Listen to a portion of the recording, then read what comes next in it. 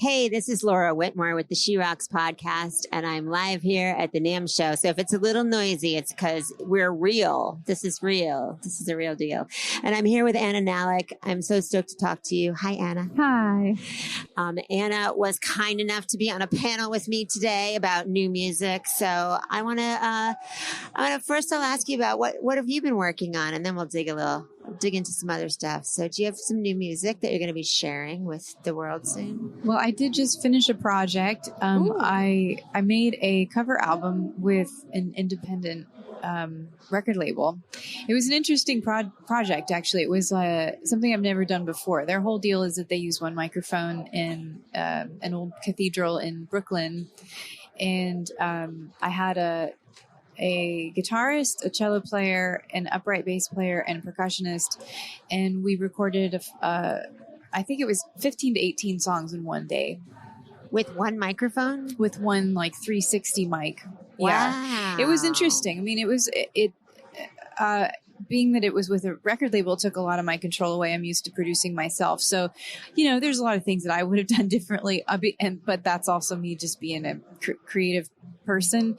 But what I liked about it is it taught me that I can do that, and that with the right players, that's a really fun project to pull off. So I enjoyed it. It was a cover album, so there was no stress about publishing or any of that. I write all my own music, so I didn't want to bother with any of that stuff. But, it had a theme. The theme was time. So every song referenced time in some way, the past or forever or the future. And they were songs that ranged from one Civil War era ballad all the way through to an alt rock song from the 90s, but performed by this acoustic group. So it was really cool. Fun. Yeah. And did you choose the songs? I did. Yeah. I asked my best friends and family and music lovers in my life and found the right collection of songs that told a good story and, pulled from my favorite genres and eras. And it was great. But the best part about it is that it taught me something. It taught me that I can cut an album live, which means for the next one, I would love to go. I mean, the difference with this is that it really is an on the fly thing. There was really no rehearsal. We just went straight in and did it. And these musicians are incredible. They're all Broadway performers, they're in the pit every night. So they're really incredible. But I would love to do a project where I work with musicians like that. Maybe just have me, an acoustic guitar and a cello. That was incredible. The cello player. Oh my God, I love cello. Yeah, she was a woman. Her name was Mary, and she was amazing. And so I would love to do something like that again, but rehearse for 2 weeks, get it perfect, and then go in and cut for 2 days. And knowing that I can do that's pretty awesome. But also because it was covers, it bought me some time for my next one. Yeah.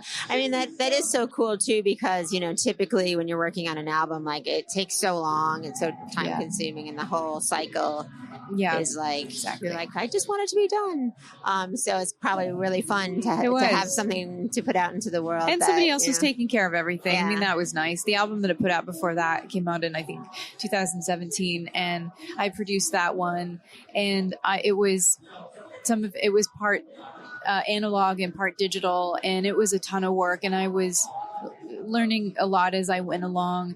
And I loved the process. It was really fun to kind of figure out how Pro Tools and Logic work, but it's not my favorite. I had great engineers to help me. And then, that's why I say for the next one, I want to produce it and I want to make it simple and I want it to be largely analog and have it be, honor what I do, which is that I lean on lyrical content, and that's always as honest and vulnerable as I can get it. So the music should reflect that.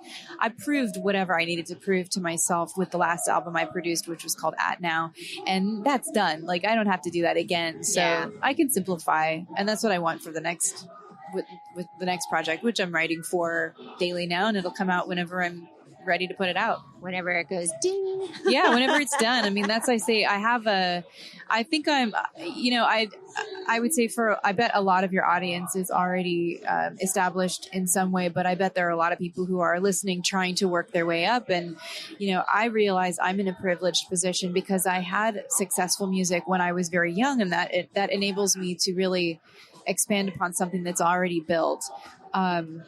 But I would say for somebody who's just starting out,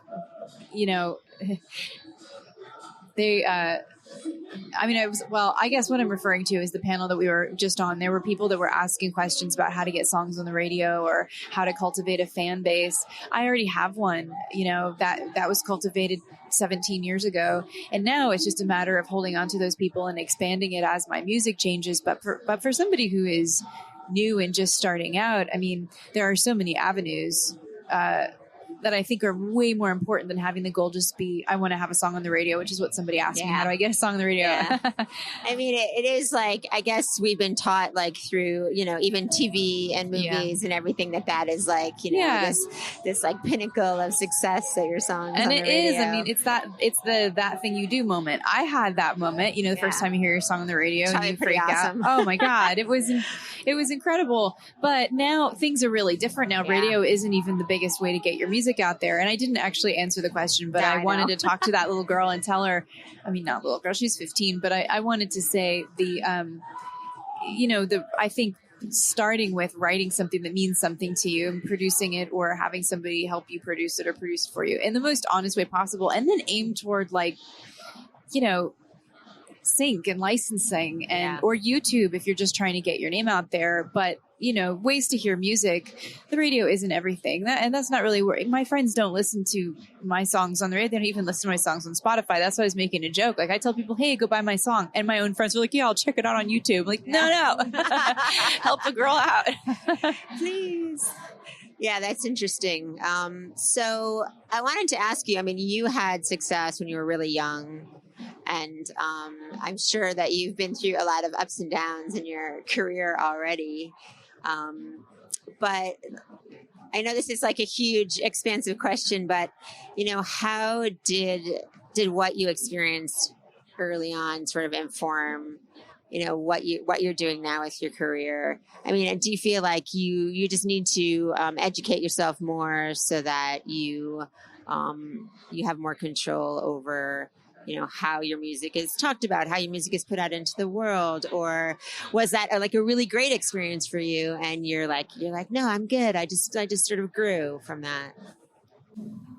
I sort of, in terms of on the creative side, what all that taught me was that people won't accept anything from me except for honesty. And I'm glad. I'm really happy about that. That was part of my decision to leave a major label, is that it just happened that the first thing that people heard from me was also my biggest success. And it was probably because that was, my song Breathe. And it was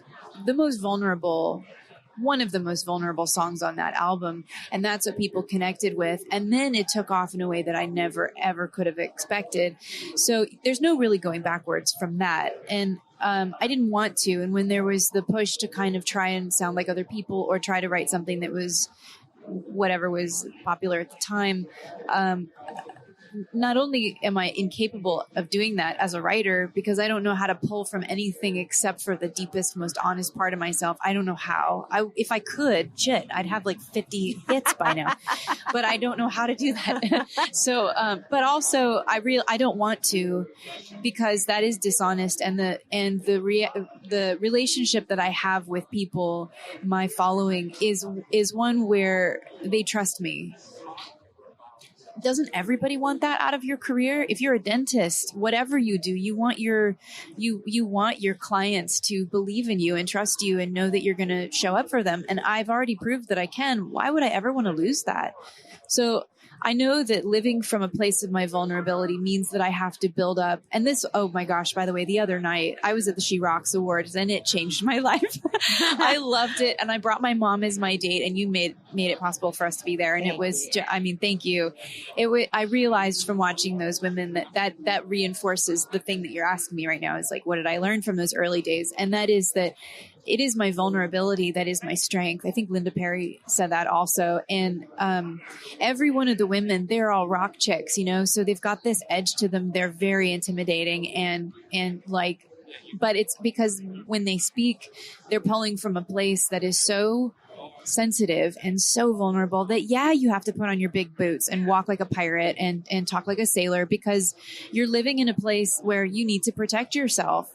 And I have that too, even though I still sit like a lady and play dress up or whatever, but I'm not a rock chick, but I still have that because there are enough people who have chipped away or tried to chip away at my boundaries.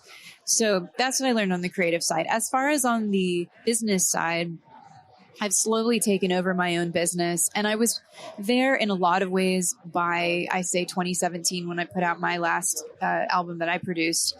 But then I had some really hard knocks in 2018. I found out that the person that was my business manager from the time I was 18 had been taking advantage of me financially for a really probably, I don't know if it was from the beginning, but pretty close to the beginning. And, got so deep into it that the IRS was involved. That's how I found out.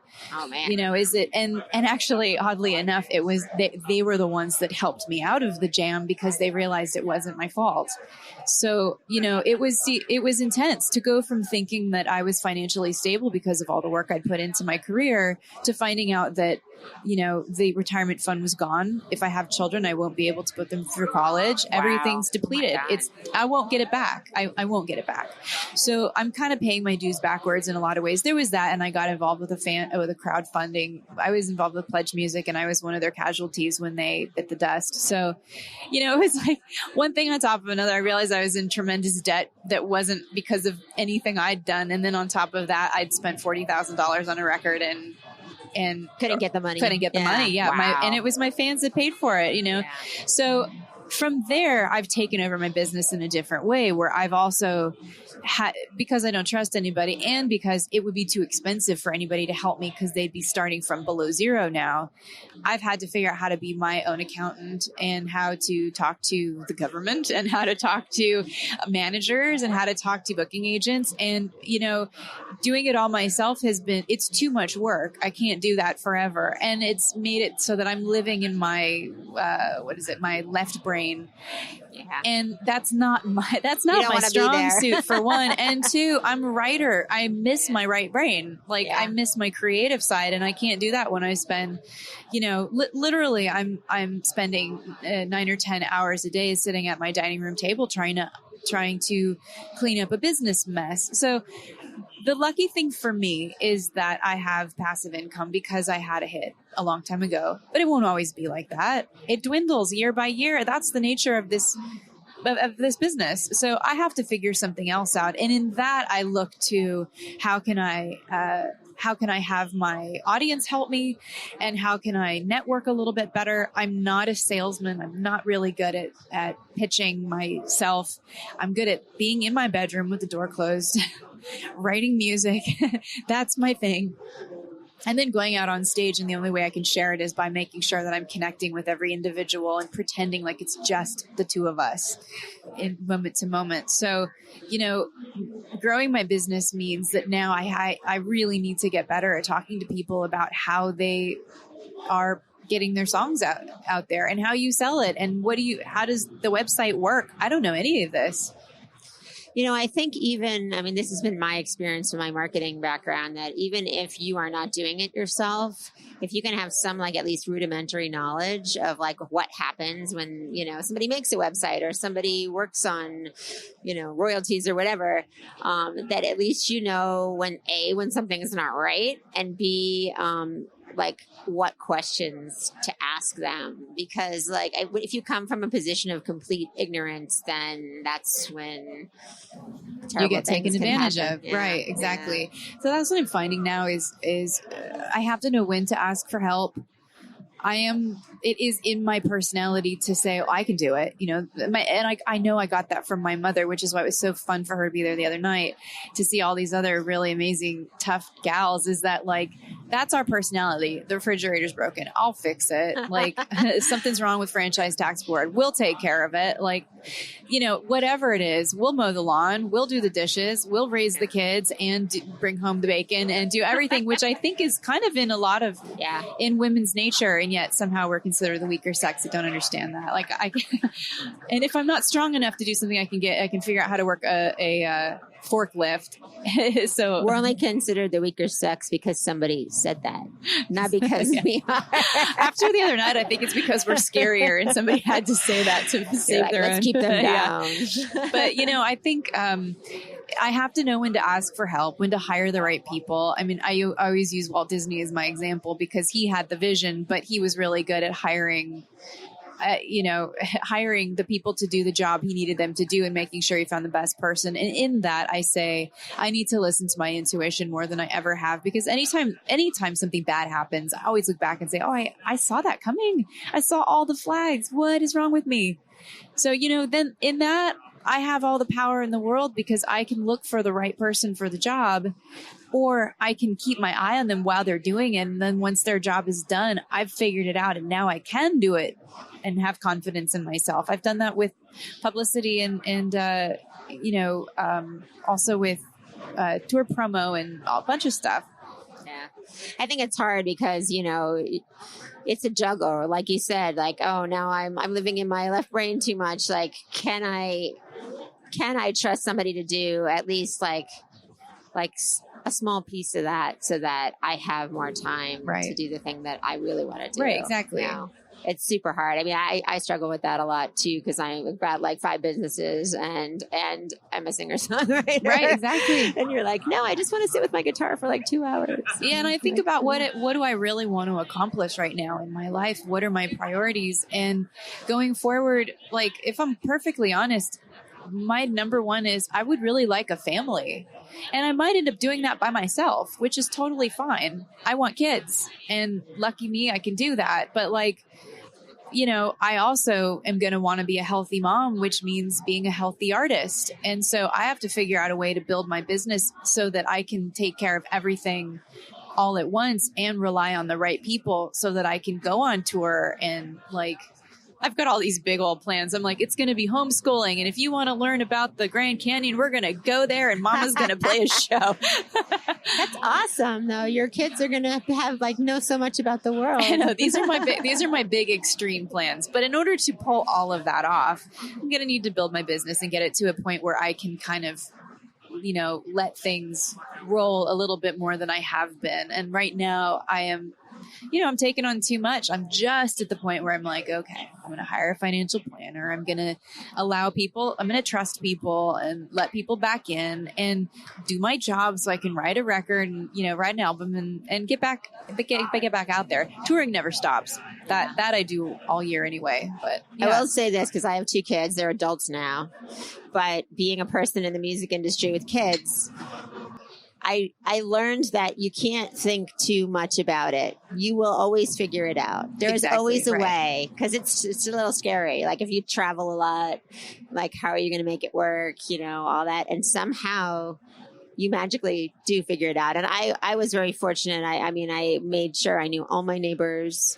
And it just does take a village because you can't do it all yourself. That's what my mom tells me all the time. There's no way to do it all yourself. I'm so happy to hear from women like you who have done that, are doing that. I mean, you wear so many hats, and on top of that, you're a mom, which has got to be the hardest and most fun and most painful and, the best job of all. But you're doing it all at the same time.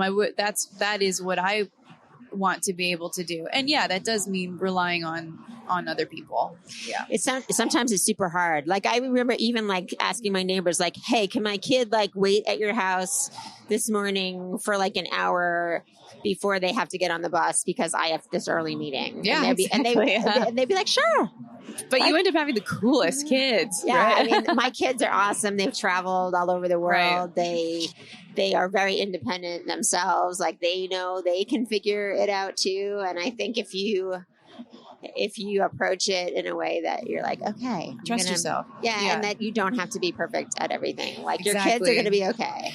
So what you asked me earlier, what lessons did I learn in the beginning that I'm, where have I come from since then? And I will say two things that came to mind when you were talking about that. And one is have you ever been singing a song and you know that you don't remember the chorus and you're like, oh my God, when I get there, I'm about to clam, this show's going to suck now. But then somehow you just like, by the time you get there, you know what you're doing. And I feel like life is that way for me sometimes too. I don't really know what's going to happen next. Sometimes I'm totally confused about what I'm going to do. But somehow when I get there, if I trust myself, and we were talking about this earlier, my intuition is my strongest sense. And yet it's also the one that I ignore the most. If I saw a fire, I would say, oh my God, there's fire. But when I intuit fire, I'm like, well, maybe it's not. That couldn't possibly be fire. And I don't know why that happens, because every time I trust it, it's totally fine. And the other thing I'll say about what I learned very early on in my career about not being perfect is that I definitely, being with a major label, being young, being a woman, being, decent looking enough that they could dress me up. And also, at that time, indie wasn't a thing yet. So we're talking like 2004. It really wasn't cool yet to just let it fly. There was still an element of like showmanship that was not really genuine. And, I didn't fit into that. I don't think I fit in until recently into what goes on in music, where you can be yourself and genuine is what sells and what people want anyway, which has always been that way. It's just people like that wasn't like people who made money didn't know that. But I learned really early on that it was when I messed up that the audience looked at me and said, wow, this intimidating, like, scary girl on stage who's brave enough to sing these really personal, intimate songs messes up. She's not perfect. And suddenly it's like, now I have a relationship with them. And I still find that every night on stage, I earn the right to mess up. I work really hard to make sure that show is nearly perfect. But it's the second that I get the giggles in the middle of a song that the audience becomes my friend. And then they want to come back because we have a relationship. And it's like that in my life too. It is those mistakes are what I learned from. And those mistakes are what opened me up to other people saving my ass when I need it. And I, as much as it hurts when you want to be perfect and you can't, I wouldn't give those moments up. Yeah, it's interesting. I produced an event series, and we did an event with Ringo Starr, and right before he was about to come out, the power went out to the board, so we had no audio.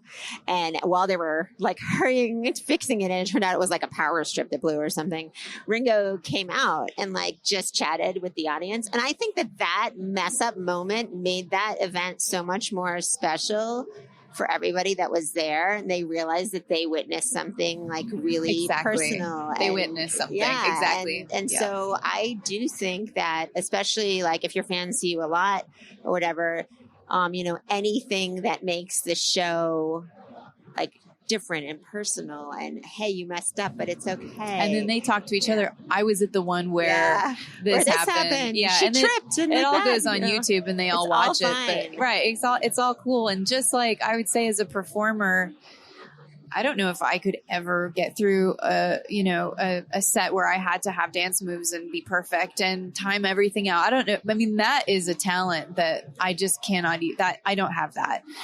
But it's also a talent to be able to do what Ringo Starr did and like do stand up. Essentially, it is on the fly. You have to be comfortable and you have to figure it out as you go along and trust other humans. And they do show up. That is something I've learned again and again. I'm scared of fans because I'm very private and I don't like talking about my personal life, and yet I do in my songs. But at the same time, the right ones, the healthy ones, show up for me again and again. I do a project where I'm selling stuff in order to make money to fund a record, and they buy my cute little things and get excited about it. And somebody showed up here, even actually a couple of people showed up here in my t-shirts that I made for the last album. And, they want to support me because we're friends, and in a way, yeah, they're right. They're right. So it's that is a really endearing, probably the only thing that makes me comfortable being on stage at all, because otherwise I really don't like it. And that's that, I get to watch strangers become a family. We become a unit. We trust each other, and in some weird way, connectivity happens, and we leave as a group because we've all sung at least one song together. I wouldn't give that up. Yeah. And I think I get really, I'm really good at speaking publicly, but performing publicly, I get nervous. Yeah. But I do feel like, when you do that, like everybody there is like rooting for you. Right. They're Totally. They're like, if you mess up, they're like, it's okay. It was the other night. Yeah. That's why I say it. The show was so incredible because every single person that went up there, every woman has the same energy that I do, which was good to see because I'm used to watching people be like, perfectly coiffed and perfectly perfect. And I'm like, oh God, I'll never be Meghan Markle. But then I watch all these women come on stage and every single one of them went off the teleprompter and was just like, I'm just going to do this. And said whatever they wanted. They were imperfect. You could tell that they were uncomfortable, but so strong at the same time. And that is so valuable to the people watching because then they think, well, hey, maybe I'm as strong as you. That's a gift that you guys were giving a gift to everybody that was watching by letting it fly and showing us that girl in those big strong boots who's going to like open her mouth and sing a song that's going to make you feel like, oh my God, Lizzie. Everyone was so great. But then, at the same time, they're so real. Everything about her is epic. Suddenly I'm like, I don't want to be a duchess. I want to be a rock star. Yeah. But I mean, I do feel like we sometimes don't give ourselves permission to be human, to be imperfect, be imperfect. But people love us for it. People love us for it, and we should love ourselves. Exactly. For it. It's so hard though, because I mean, my first instinct is always to focus on the thing I messed up. Totally. Too. Yeah. Like, okay, I did 8,000 things right, but I messed up this every one night. thing. Do you walk off stage every time you perform? You walk off stage, and even if it's a perfect performance, you get the standing ovation. You do the encore, and you walk off, and you're like, I messed up the one note in the one song that nobody cared because they were cheering too loud. I don't obsess that much, but there are definitely things where I'm like, oh, that too bad that happened. Oh, I do. I have to always remind myself, let it go. Let it go. Yeah, but I mean, I think that's the thing people want to see now. I think people want to see us be real. Yeah, exactly.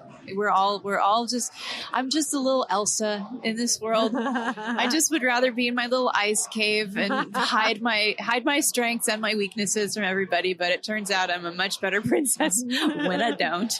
It's so funny that you mentioned that because I went with my daughter's 23, but we went to see Frozen 2 the other day. Is it good? And my favorite song was a song that Anna sings, right? Anna, that's the other girl's name. And it's called The Next Right Thing. Like she's in this place where it's really hard and she's devastated, but she knows that what she's going to do is just the next right thing. Right. And I was like, oh my God, yes, that's it. Yeah. Just think about that next right thing. And I was like, that's awesome. I haven't seen it yet and I'm so excited. I have to say, because like I said, I don't like to leave my bedroom, so I take a lot of quizzes on Pinterest.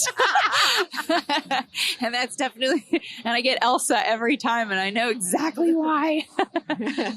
So I can't wait to see it. That's so funny. The quiz. Which Disney princess are you? Which Disney princess am I? I'm like, yeah, sure, I'll take this instead of doing my work. But yeah, I would rather hide from people. But the thing that's great about what I like about that character, I could not have imagined this is where this conversation would go.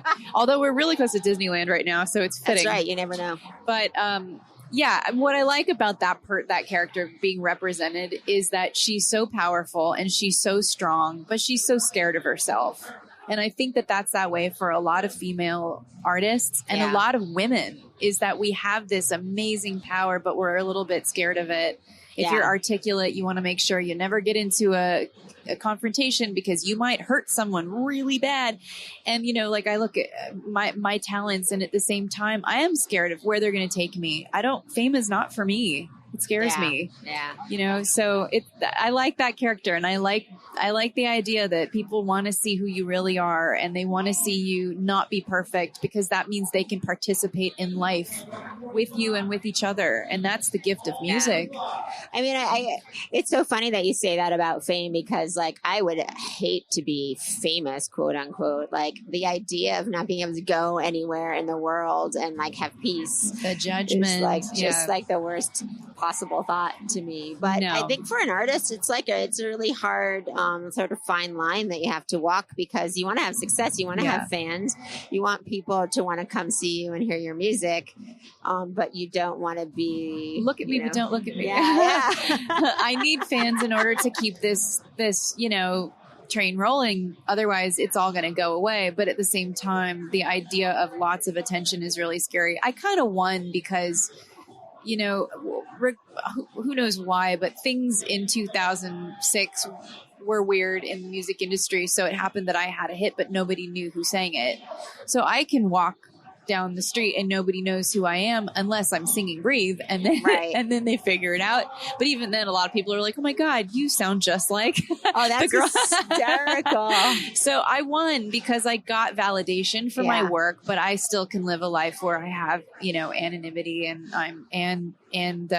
peace. Right. But I don't know. I mean, like, pushing forward using social media is really uncomfortable for me. I don't really know how to do that, and I have to do all these things in order to keep my career going, but they scare me. So, you could be like Dead Mouse. You could have like a big head or on bucket him. head. A bucket head. Nobody will know. Exactly. Or Sia. You could just have the... Because nobody, or I could just wear Sia, wear Sia's wig, and then people would be like, "Wow, Sia's voice dropped an octave."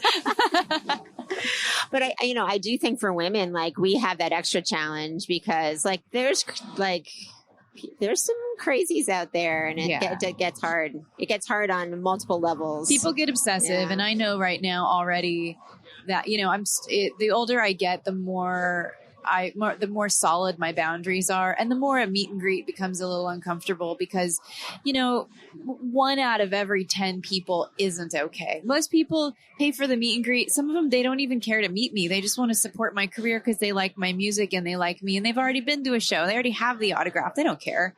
They just are good people trying to help me out. But there's always one who crosses the line, and it's getting to a point where I don't think I can do that anymore. And if I have kids, and I'm going to pop them right in the face. So, it's unfortunate, because I see it. I went to see Tal Wilkenfeld perform in Boston at City Winery, and there was this one guy. He was sitting close to the stage, and he would just be shouting, "I love you, Tal," and everything she did in between. He was like commenting really loud, and you could see her face, like she just wanted to be an artist, you know, and to have to deal with this person who obviously didn't think they were doing anything wrong, but it made the whole room uncomfortable. I know. And then how do you take control back? How? I had a guy do that one time, and I invited him up on the stage to sing a song because I was like, wow, you're sure participating in this show. Do you want to come up here and do something? And he actually did. And he sang like half the song. I had to finish it for him, but he was quiet for the rest of the set. I guess he got it out of his system. All right. But that is one of the challenges of live performance, especially when you're on the level I'm at. I'm at theaters and clubs, and it's not a big, rehearsed thing. I don't have lighting and tons of people protecting me. So, it is interactive whether I like it or not, because I can see they could, there's no barricade, Yeah. So it is like having to go moment by moment and figuring out how to lead, because you do have the audience in the palm of your hand when you're performing like that. And the smaller it is, I think actually the scarier it is. When I was playing arenas, it was easier. Yeah, because there's that separation. Yeah, exactly. I couldn't see them, and there were too many of them for anybody to stand out, and I just got to do my thing and walk off, and it was fine. Now I have to manage people, and most shows are totally fine, but every once in a while I'll have like the, B market in between, just so that I'm like, playing a show instead of paying for hotels, but not playing. And, so the audience will be smaller. There will only be maybe 150 people in there. And then if there's one weirdo, everybody knows it, and there's nothing I can do.